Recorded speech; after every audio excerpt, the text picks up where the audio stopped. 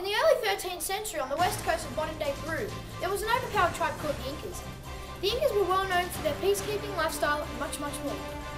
Now, I'll hand you over to Ben to talk to you more about the beliefs. The Incan tribe had many different beliefs and words that stood out. The Incan beliefs ranged from the word Brunker, meaning power to Ollie, the weather god.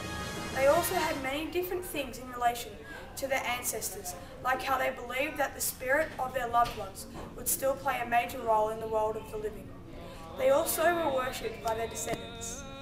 They continued to connect with them, and their lives continued in the same way that they wanted on Earth.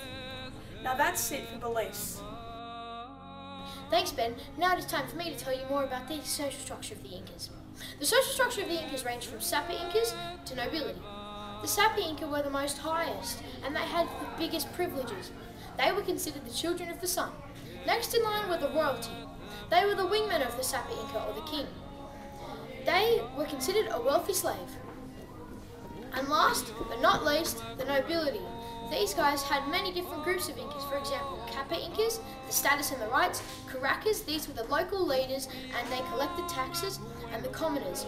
These people took up low wages like farming, herding, and even worked as servants at the houses of the nobility or the royalty.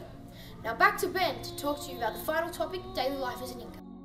The life of an Inca isn't very different to families nowadays. Example, the parents look after the kids and do the main jobs and control the bills of the house, and the kids go to school, learn and get a job.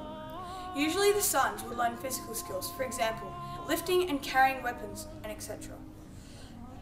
And the daughters learn commercial skills, for example, knitting, sewing, etc. All in all, life as an Inca wasn't too hard. Hello, Apotequilla. According to many, you are the god of lightning, thunder, and wealth. Now, I just have a few quick yes or no questions for you. Number 1, are you really the god of lightning, thunder, and wealth?